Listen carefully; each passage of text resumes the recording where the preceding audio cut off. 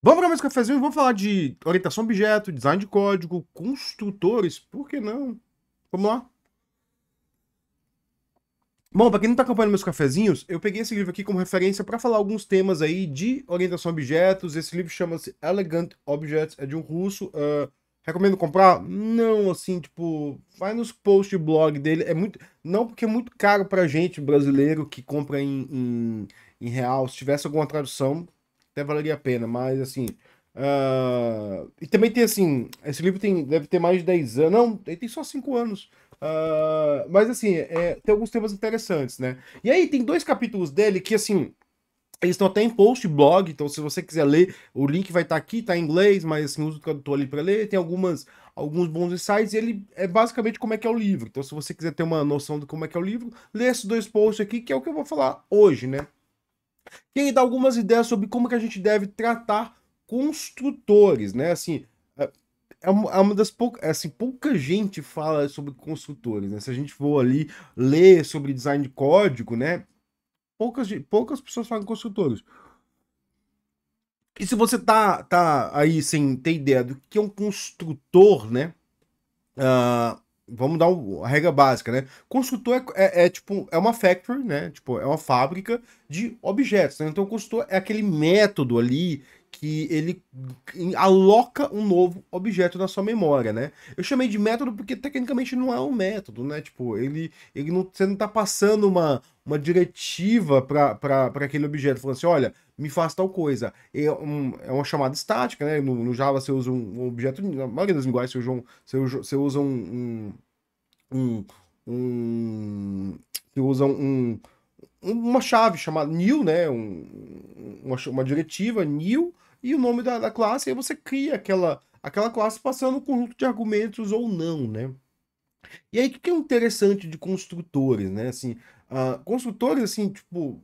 Vamos falar mal de Lombok. Assim, tô tentando orientar a maneira como falar. E eu pensei, que tal eu falar mal de Lombok, né? O Lombok, ele é um grande serviço aos construtores, né? Porque o Lombok, ele coloca três opções simples, né? Ou nenhum argumento, ou todos os argumentos, né? Ou você cria um builder, né?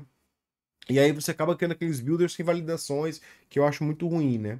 E o construtor, ele basicamente vai fazer o quê? Eu vou ter que passar para ele os argumentos que eu quero, né? E aí o que que as pessoas fazem? As pessoas colocam, eu tenho como criar um construtor, então posso criar de tal modo, eu posso criar de tal modo. E aí você vê aquelas classes com, tipo, cinco construtores que só mudam os tipos de parâmetros, e aí você não sabe o que é. Tudo isso gera o quê? Gera confusão. E confusão é o quê? Confusão é complexidade, que é tudo que a gente não quer no nosso software. A gente quer que o nosso software seja compreensível, né?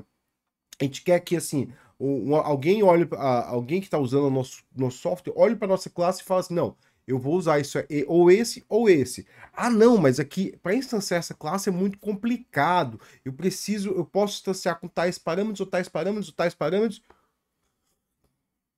Se você tem esse caso de uso, você tem duas opções básicas, né? Tipo, se você tem, assim, muitas opções de como instanciar a classe, tem duas opções básicas. Ou você vai para um builder, e aí por exemplo, quando é que eu escolho usar um builder, né? Eu escolho usar um builder se ele tem mais do que quatro parâmetros. Se ele tem mais do que quatro parâmetros, eu falo assim, putz, aqui já tá um builder, né? E o que que eu faço quando eu fazer um builder? Por que que eu não acho o Lombok uma boa opção? Eu crio validações dentro do builder, né? Então, por exemplo, eu tenho quatro parâmetros, só que assim, esse parâmetro aqui não vai com esse, ou esse é nulo, ou esse é nulo, né? Então, assim, por que não usar um builder? Tipo, no builder eu falo assim, olha, se você vai lá com o builder, ele fala assim, com tal coisa, com tal coisa. Aí, tipo, pô, você botou dois aqui que não dá um exception. E aí você bota ali no Javadoc do builder, olha, ou você chama um, ou você chama outro. Ou você tem outra opção que é usar um factory method, né? Um factory. Então, assim, você tem lá um objeto chamado, sei lá, objeto. Eu vou criar um objeto chamado objetos, né? Uma classe chamada objetos, que não pode ser instanciada e vai ter lá um novo objeto, né? E aí no objeto eu passo ali o que que eu quero criar. Eu quero um objeto do tipo tal, e aí boto os parâmetros daquele tipo tal. Ou tipo, eu boto lá um make object, e aí eu faço assim, um método para criar um de um e um método para criar de outro. Então eu acabo separando aquele pelo factory method, né? Eu vou deixar até isso é um padrão assim. Tem Tem uma documentação de padrões ali, caso você não saiba, caso você nunca tenha visto os vídeos meus de padrão, assim, eu já estudei muito padrão. Aliás, eu tenho um padrão defendido que eu ajudei a defender, né? Na principal conferência de padrões, e caso você não saiba, existe uma conferência de padrões que se originou ali com o livro do Gang of War. Então, assim, existe todo quando você vê. Eu nunca falo mal de padrões, né? Mas tem muita pessoa que fala mal de padrões. Quando você vê a pessoa fala mal de padrões, procura o envolvimento dele na comunidade de padrões, você vai ver que, tipo, não tem, né? Se a pessoa falando mal, e muitas vezes fala mal do que não sabe, né? Ou do que viu por cima, tem pouco entendimento e fala mal, né? Então, assim, muito cuidado quando for falar de mal de padrões. Eu vou deixar aqui a documentação de todos os padrões sobre Factory. Aí, assim, se você quer ler mais sobre o assunto, vai lá, lê. Eu acho bom. Isso vai melhorar a sua qualidade de código para o quê? E sabe o que é assim? Quando você for tentar usar um padrão, sabe assim, quando usar e para que usar, né? Eu tô dizendo aqui, se você é difícil instanciar um objeto, tenta usar um padrão. Vai melhorar a sua vida. Recomendo. E vai melhorar principalmente a vida de quem usa o seu código, né? E aí, eu nem cheguei ainda no ponto dos posts aqui que eu tô falando, né? O post ele fala, são dois posts, né? Que o construtor deve ser livre de código e você deve ter apenas um construtor primário. E aí, o que ele defende ali? E assim, acabo concordando com ele nesses dois casos, né? Que assim, o construtor, você tem que passar apenas tem que passar apenas os parâmetros os campos do objeto. Então, assim, você tem um construtor ali que, tem um construtor que não. Eu preciso processar alguma coisa, talvez você tenha que criar um construtor secundário ali, e no final você vai chamar para o de panos um construtor primário, né? Então aquele construtor secundário ali vai ser. E aí dá uma lida que ele explica como funciona isso aí, né? Eu tô até vendo aqui, né? Ele usa exemplo de dinheiro, aí tem um primário ali que vai apenas um valor, e aí no secundário ele passa o valor padrão. Eu uso muito isso, eu uso muito isso. Eu tenho ali um consultor base, né? Eu vou chamar um consultor base, os outros construtores que são com valores padrões, né? Então, assim, é um capítulo bem, nossa, é bem simples, é 4 parágrafos ali. Ele defende isso no livro, ele passa por cima, que ele vai dar exemplo de Java, e vai falar um pouco sobre o JIT Compiler, que o JIT Compiler otimiza melhor se você tiver um primário. Eu achei ruim que ele não botou uma referência nisso, se tivesse uma referência aí do Java efetivo, que, assim, o Java efetivo até poderia olhar, tipo, se tem alguma coisa que Java efetivo fala sobre construtor, mas eu não vou olhar agora, né? Obviamente, né? Se tiver, eu falo depois. Aliás, o Java efetivo, para quem é o livro que eu recomendo você ler, sim, mesmo. Não é a orientação objeto ali padrão, é mais sobre linguagem Java, mas sim, se você usa a linguagem Java, e eu recomendo muito você ler o Java efetivo, né? E o outro consultor deve ser código livre, assim, porque muitas vezes a gente coloca muito processamento consultor. O que eu recomendo muitas vezes? Mover esse processamento, quando possível, para métodos estáticos dentro da classe. Assim, ele falou no outro capítulo que não deve ter muito. A classe deve ser livre de código estático, mas eu recomendo. Move-se para código estático dentro da classe. Não vai nos helpers. Alguém mandou essa pergunta ali. Se o helper é bem parecido com a classe manager. Eu acho o helper até pior que a classe manager, porque muitas vezes o helper ele tá olhado em questões da dinâmica do código, né? Então, por exemplo, vamos ver um caso básico aqui que eu vejo muito isso, né?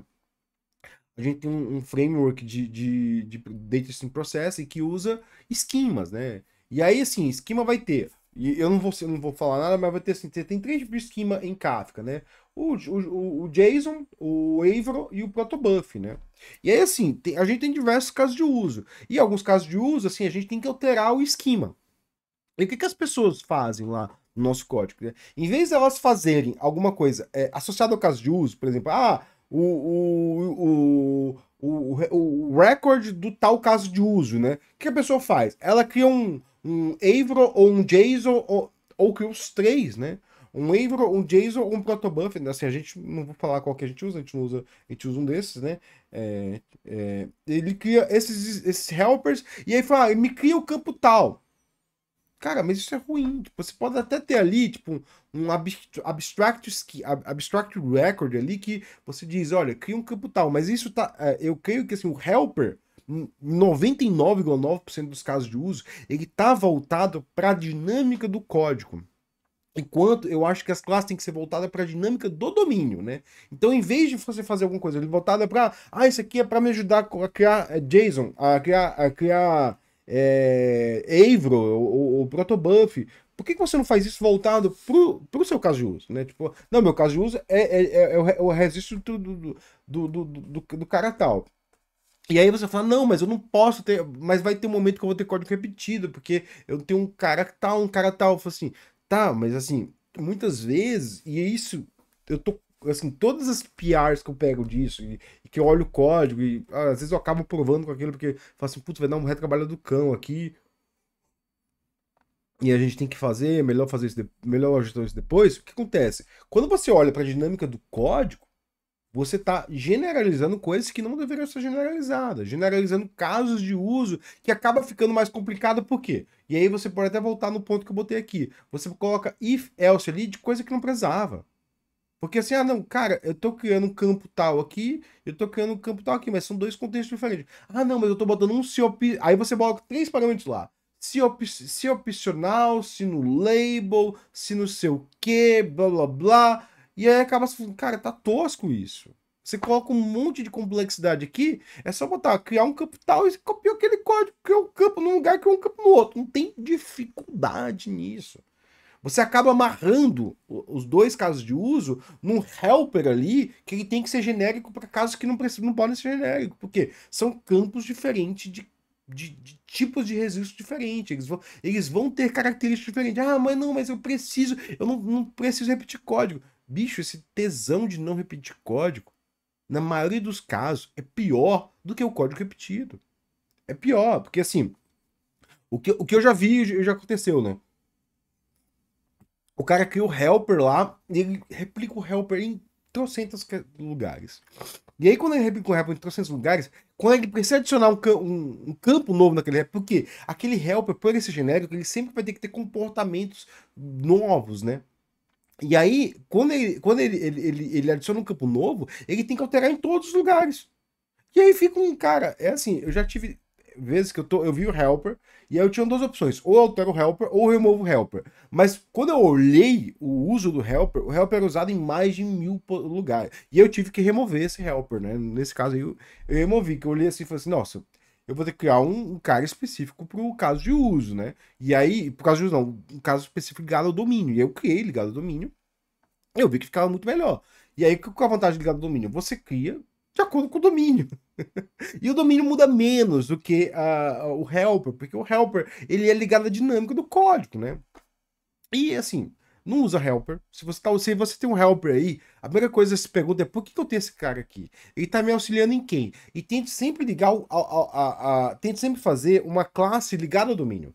Você vai ver que a classe ligada ao domínio ela muda menos e ela é usado em contextos mais específicos, né? Então faz isso. Eu tava pensando em criar um vídeo aí sobre uma bibliotequinha que eu tô trabalhando aqui em meu tempo livre aí, tipo, se é que eu tenho tempo livre, eu tenho, assim, que às vezes eu quero pensar na minha dissertação do mestrado, eu não consigo, eu falo, vou brincar com isso aqui. Aí eu vou lá e faço em vez de estar fazendo minha dissertação do mestrado. E quem sabe eu faço ali do JSON Nata. Eu já deixei o link ontem, é onde eu tento pensar a dinâmica de código livre da pressão do trabalho, livre da pressão. No mestrado eu não tô programando tanto, né? Tipo, eu vou ter que fazer alguma programação aí no final dele, mas eu não tô programando tanto, tô mais escrevendo e elaborando modelos, né? Então era isso, pessoal. Meu cafezinho era sobre isso. Eu falei sobre construtores. Eu vou deixar uma série de documentações aqui. Eu espero te ajudar com alguma coisa. Valeu e, por favor, não fica criando código legado tosco. Porque o código legado é legal, que as pessoas conseguem ler. Valeu, muito obrigado.